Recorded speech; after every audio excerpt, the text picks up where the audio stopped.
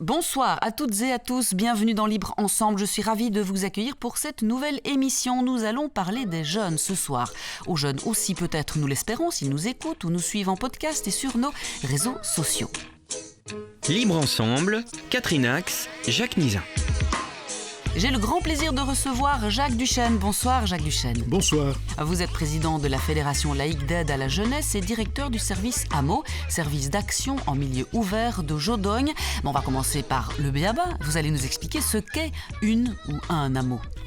Alors d'abord, le secteur de l'aide à la jeunesse regroupe un certain nombre de services qui mettent en œuvre le décret code sur la prévention, l'aide et la protection de la jeunesse qui date de 2018. Et donc un de ces services est le service AMO, service d'action en milieu ouvert, qui a pour vocation de développer des actions de prévention éducative et sociale dans le milieu de vie des jeunes. Donc le but est évidemment de s'adresser à des jeunes qui sont vulnérables et on essaie de repérer au mieux ces vulnérabilités pour essayer de développer une action préventive qui évite évidemment que toutes ces situations de vulnérabilité deviennent beaucoup plus importantes, plus graves et où il faille finalement mettre en œuvre des mesures beaucoup plus sévères, je vais dire. Alors une AMO, il y en a un peu partout, dans toutes les régions, dans toutes les villes, et elles dépendent de la Fédération laïque d'aide à la jeunesse ? Alors toutes les AMO, bien entendu, ne dépendent pas de la Fédération laïque de l'aide à la jeunesse. La Fédération, la FLAJ, est donc une association qui fédère un certain nombre de services du secteur de l'aide à la jeunesse, des AMO, mais pas seulement, donc toute une série d'autres services publics et privés. Mais leur caractéristique est bien entendu d'essayer de développer un programme progressiste de réflexion, d'échange et de militantisme en lien avec l'aide à la jeunesse. Mais on retrouve bien entendu au sein de cette fédération des services d'hébergement, des services d'accompagnement en milieu de vie, qu'ils soient mandatés ou non mandatés, mais donc toujours en lien avec l'aide à la jeunesse et avec le décret code dont j'ai parlé tout à l'heure. Pourquoi est-ce que cette fédération d'aide à la jeunesse a-t-elle été créée et quand ? Alors, la fédération a déjà 4 ans d'existence et nous nous sommes fédérés, nous nous sommes regroupés. Les services, bien entendu, qui en font partie sont beaucoup plus anciens que ça. Ils ne sont pas nés de la création de la fédération. Mais ils se sont retrouvés autour je dirais, de principes, d'idéaux communs qui sont justement la volonté de développer un travail progressiste, un travail de réflexion, d'échange et bien entendu développer des idéaux laïques. C'est bien évident, ce qui n'est quand même pas non plus la majorité des situations dans le secteur de l'aide à la jeunesse. Donc nous nous sommes regroupés justement pour essayer de rechercher ce type d'action et ce type en concordance avec les idéaux laïques. Puisque vous dirigez donc cet AMO de Jodogne, vous êtes en contact direct avec des jeunes. Ils viennent de reprendre le chemin de l'école depuis quelques jours, dans l'enseignement secondaire et supérieur. Qu'est-ce que vous avez comme retour ? Est-ce que c'est un environnement particulier ? Enfin, c'est une rentrée particulière cette année, masques, gestes barrières, pour des jeunes en difficulté ou en tout cas qui ont besoin de vos services. Comment est-ce que ça se passe ? Sereinement ou il y a de l'anxiété ?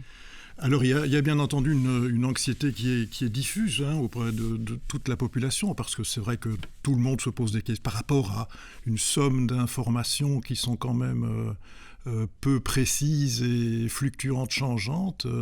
Ce Covid est quand même une cible mouvante qui est très difficile d'appréhender.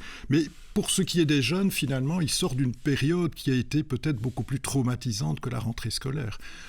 Cette période a été difficile simplement parce que ces jeunes ont été privés d'un milieu de vie qui était particulièrement important pour eux, qui est celui de l'école, pour ceux qui y allaient en tout cas, puisqu'il y a aussi des situations de jeunes qui sont en décrochage et qui l'étaient avant cette situation de Covid. Mais donc, ils ont été privés de ce milieu scolaire qui est quand même primordial pour eux. Le jeune se constitue, se crée au travers de ces relations et des relations qu'il peut développer avec ses condisciples, avec ses amis. Et donc ça, il en a été privé. Et ça a été extrêmement compliqué à vivre dans certaines familles où des tensions préexistaient, par exemple, et par rapport auxquelles on intervenait bien entendu déjà.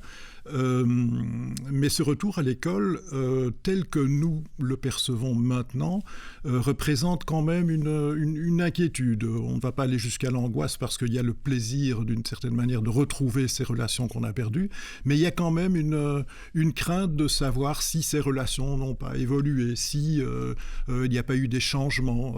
Et puis finalement, le fait de porter le masque représente aussi... Les gestes barrières, on limite quand même les contacts avec les copains. Absolument, c'est quelque chose qui n'est pas naturel et qui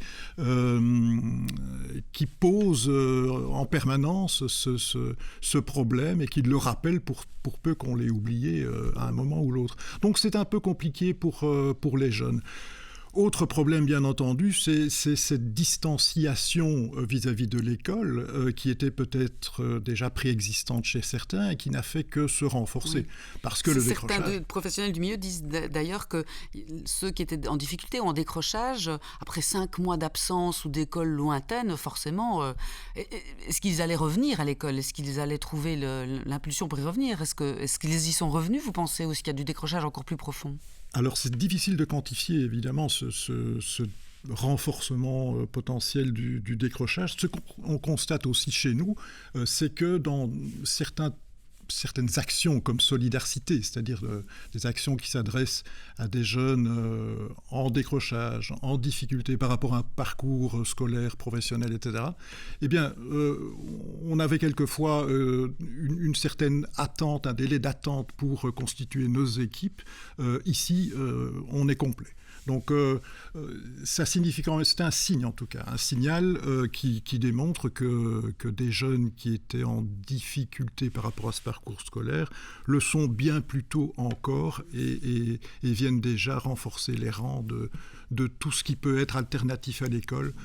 Et donc c'est le cas de notre projet Solidarité. Mais il faut souligner tout de même que tous les services du secteur de l'aide à la jeunesse ont garanti quand même une continuité de leur travail, de leur service auprès des jeunes. Et on a cultivé d'une certaine manière une proximité à distance. C'est un petit peu particulier de dire les choses comme ça. Faut garder le contact. Garder le contact via les réseaux sociaux notamment. Alors ces réseaux sociaux qui étaient juste avant la période Covid un peu décriés, fort décriés même, parce que il y avait des problèmes de harcèlement, des problèmes liés à l'usage de ces réseaux sociaux l'usage négatif. Oui, tout à fait négatif. Finalement, cette période de Covid nous a permis de se réapproprier finalement ces réseaux sociaux pour développer un travail de proximité avec ces jeunes. Et donc, nous avons été en contact permanent avec tous ces jeunes. Nous avons été les témoins de toutes les difficultés qu'ils rencontraient, eux ou leurs familles. Et nous avons été amenés à conserver ce contact pour solutionner des problèmes qui se posaient, qui continuent à se poser, bien entendu, quelquefois de manière beaucoup plus tendue qu'auparavant. Est-ce qu'ils se sentaient et se sentent encore aujourd'hui oubliés? Les jeunes eux-mêmes. Les jeunes plus précarisés, notamment. C'est-à-dire qu'il y a une fracture numérique, notamment, qui est bien présente auprès de jeunes précarisés, parce que cette distanciation numérique, je vais dire, imposait pour pouvoir poursuivre les cours et le contact avec l'école, de disposer d'un matériel de base. Et tout le monde ne possède pas ce matériel de base. Non seulement le matériel, mais il faut aussi l'environnement propice à expliquer comment on utilise le matériel et puis aider et soutenir le jeune pour la réalisation éventuellement de travaux à domicile, même si ces travaux étaient déconseillés, si les écoles évitaient d'en demander trop, les jeunes étaient quelquefois en tout cas les jeunes vulnérables et en difficulté ou précarisés, il y avait une fracture en tout cas qui se creusait beaucoup plus liée à cette distanciation et à la nécessité d'utiliser des outils trop cher. On a d'ailleurs constaté, on a fait une petite enquête auprès de nos jeunes qui, en période de Covid, pour voir un petit peu quels étaient les problèmes principaux qui étaient relevés à leur niveau.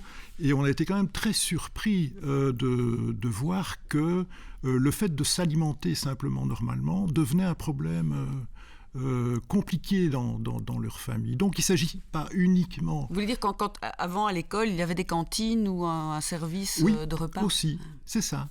Et donc se nourrir simplement est devenu un problème qui revenait, bien entendu. Alors la rentrée scolaire elle-même posait les difficultés de pouvoir s'acheter, même si on dit que l'enseignement est gratuit. Et, enfin, voilà. Pas toujours, pas entièrement en tout cas, on le sait. Il n'empêche que nos jeunes ont développé des actions citoyennes pour permettre...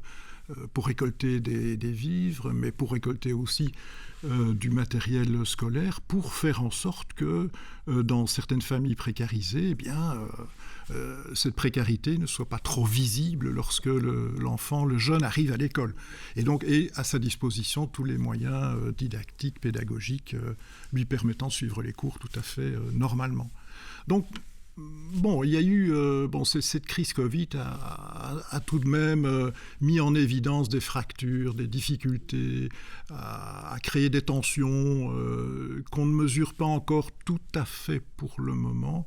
Mais en tout cas, il y a des tendances que nous, on constate en tout cas par rapport au décrochage, par rapport à la précarité accrue, par rapport à cette tension, cette angoisse latente chez le jeune. Donc c'est effectivement des choses... que nous constatons. Puis on dit aussi que la crise sociale ne fait qu'arriver. Elle n'est pas vraiment là encore. Elle va se faire sentir encore plus profondément dans les mois à venir. J'espère que non, mais... Oui, absolument, absolument. C'est sûr que... et ces familles-là seront les plus touchées. Oui, absolument, absolument. Mais ça, on en est bien certain. Et quand on travaille dans le milieu de vie... vous préparez cet avenir plus noir, vous préparez cette crise-là. Comment fait-on pour préparer cette crise qui s'annonce, pour anticiper? On développe bien entendu tous les moyens qui sont à notre disposition. Hein. Encore une fois, on a nos actions de prévention sociale et éducative, c'est-à-dire le contact avec le jeune, avec sa famille est maintenu. Le travail de rue et le travail de proximité permet d'identifier quelles sont les familles qui se trouvent en situation vous le demander, vous allez vers eux, de fragilité. Absolument. Oui. Souvent, ils ne viennent pas vers vous, j'imagine. C'est-à-dire qu'il y a toujours cette difficulté de pousser la porte d'un service et donc de se mettre en situation, en position de difficulté objective. Oui, de demande. C'est ça.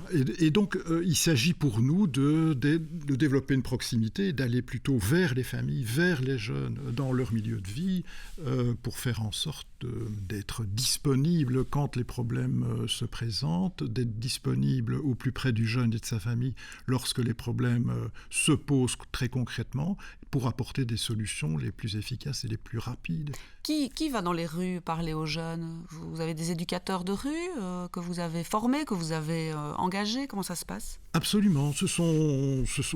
Les équipes sont diverses, évidemment, hein, dans tous les services de milieu de vie, on va dire. Hein. Ici, on parle des AMO en particulier, bien entendu. Mais donc, les formations sont multiples et les expériences sont multiples. Mais on travaille, bien entendu, l'éducateur de rue a généralement une formation pédagogique, éducateur spécialisé. Et donc, il y a toute une technique liée au travail de rue qui vise à rendre l'éducateur visible, prévisible, proche du jeune, disponible, participant à la vie du quartier, à la vie du jeune, là où il se trouve. Et de manière générale, les services AMO essayent d'être présents de manière transversale dans la vie du jeune. C'est-à-dire, il ne s'agit pas uniquement d'être présent en rue, mais il s'agit d'être présent là où il se trouve aussi, là où il fait la fête, là où... à l'école, bien entendu, en famille, dans les quartiers. Donc il y a une présence une proximité qui est indispensable pour établir le lien. Et c'est grâce à ce lien qui est finalement le seul mandat qu'on puisse obtenir de la part du jeune, cette confiance.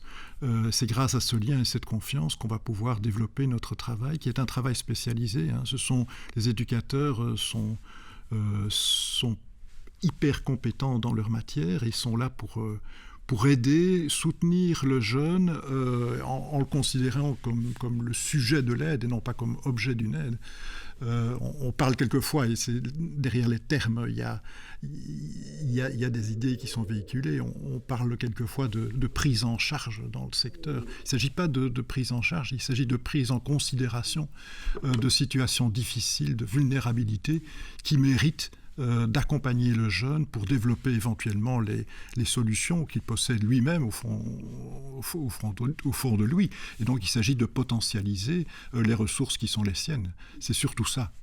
Et pour ça, il ne s'agit pas d'être juste bienveillant et de bonne volonté, mais il s'agit d'être professionnel et efficace. Oui, d'aller chercher en lui ce qu'il faut pour qu'il puisse aller de l'avant. Vous êtes très impliqué, vous en avez d'ailleurs dit un mot dans le projet Solidarité, qui s'adresse aux jeunes en décrochage et qui vise donc à les accompagner pendant 1 an, c'est ça, pour les aider à se restructurer. Qu'est-ce que vous faites pendant 1 an avec eux ?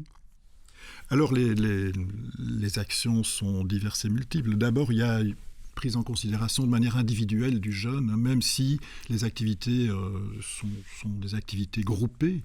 Chaque jeune, ça veut dire que chaque jeune, je vous coupe, mais a une personne de référence et une personne. C'est ça, absolument. Enfin, le groupe est encadré par plusieurs éducateurs, mais chaque jeune est considéré individuellement, un peu par différenciation par rapport à l'école où il y a le groupe classe qui est pris en considération.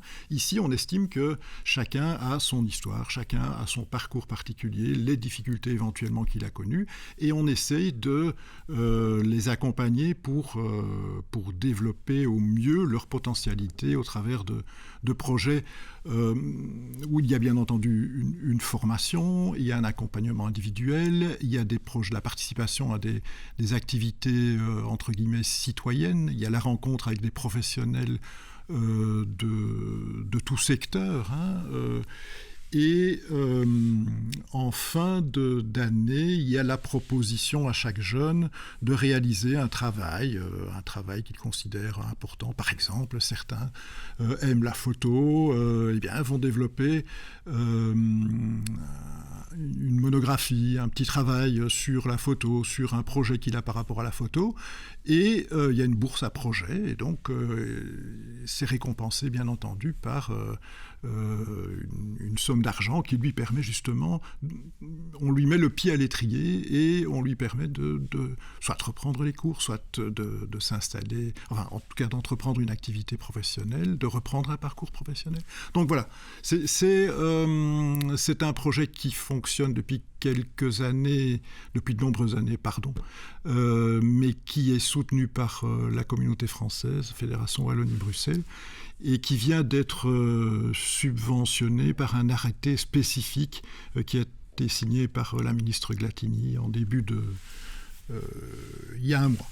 Donc voilà, ce sont des actions qui sont pérennisées, leur avenir est garanti, mais surtout, ce qui garantit leur avenir, c'est leur efficacité. Bien sûr, je voulais vous dire, ça c'est dans le meilleur des cas, cette année d'encadrement. C'est avec un jeune qui a vraiment envie de faire quelque chose, d'amener un projet et de le terminer. Avec des jeunes plus en difficulté ou en tout cas plus difficiles à approcher, c'est moins facile. Mais il y a moyen quand même de travailler et de prévenir des situations pour qu'elles ne s'aggravent ?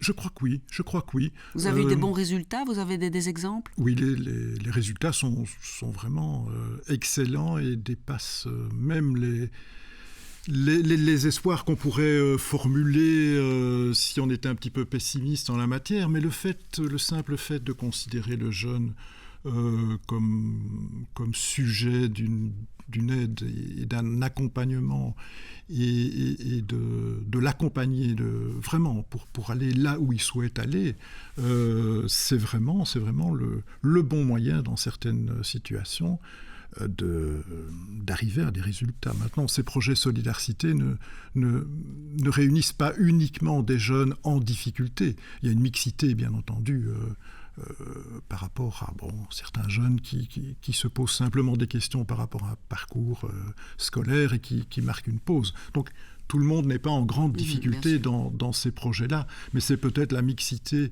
qui rend le projet, le soutien mutuel entre les jeunes, qui le rend aussi efficace d'une certaine manière.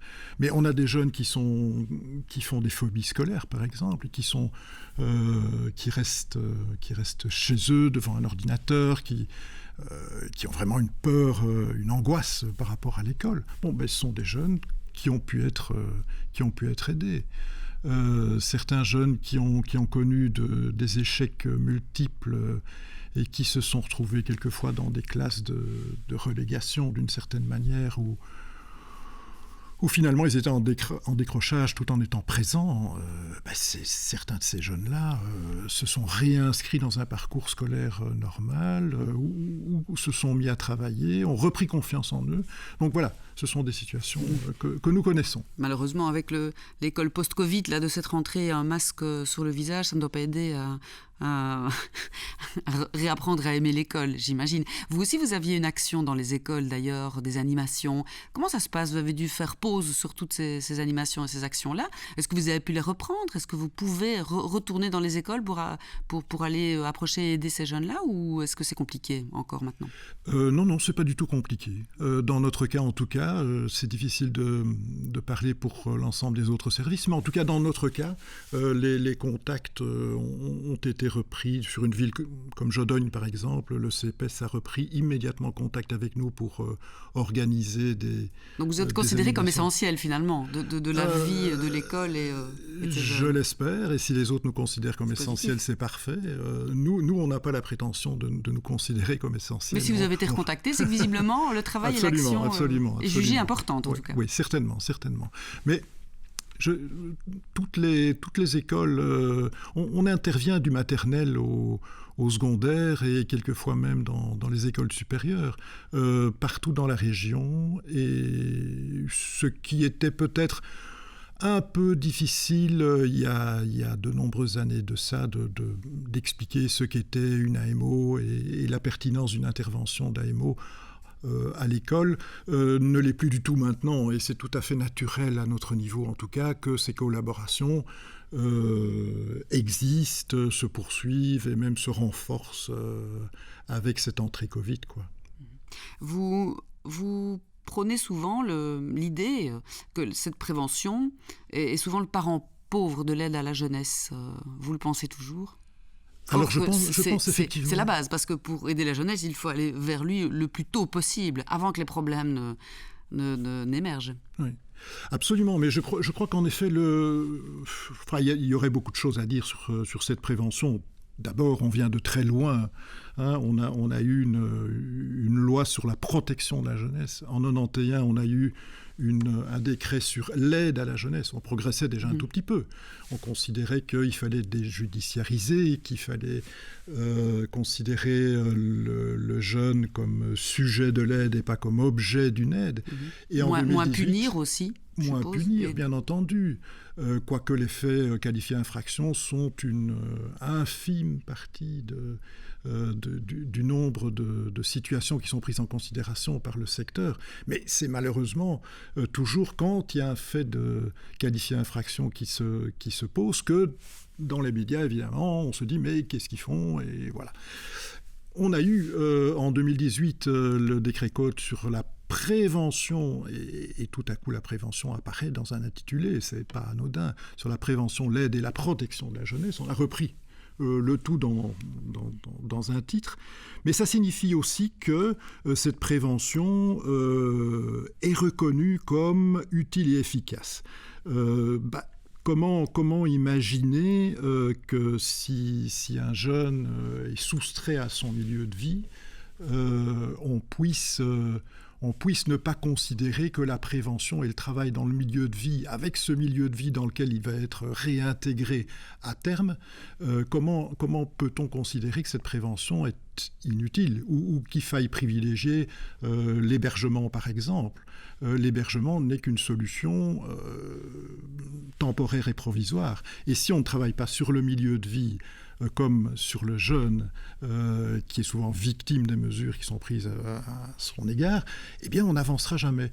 Et la prévention est vraiment la digue qui permet à tout le secteur de l'aide à la jeunesse de ne pas être envahi par un nombre important de situations difficiles à gérer. Surtout ces derniers temps, avec la crise Covid, j'imagine que tous les lieux d'hébergement ont dû être fermés, donc les jeunes sont retournés chez eux.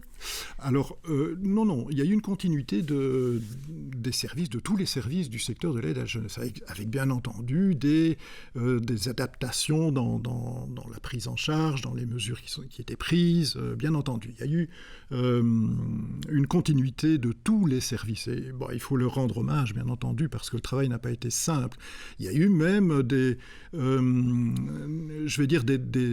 collaborations qui sont nées entre des services de milieu de vie et des services d'hébergement. Certains éducateurs sont allés renforcer les équipes en hébergement. Donc, il y a une espèce de solidarité entre les différents secteurs qui finalement est profitable pour l'avenir aussi. Absolument. Des choses se sont mises en place qui perdureront.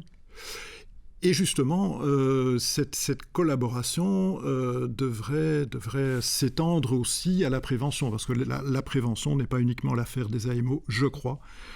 C'est l'affaire de tout un secteur.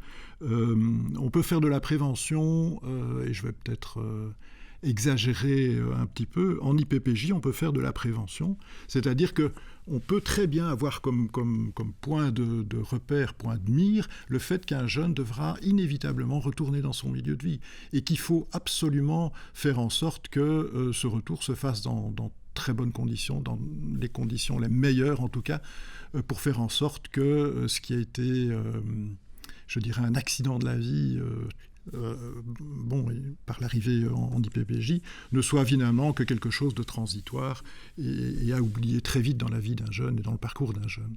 On croise les doigts pour cette rentrée scolaire, parce qu'après quelques jours, 2 semaines, là on parle déjà de certaines écoles fermes, de remettre en code orange, rouge certains milieux scolaires.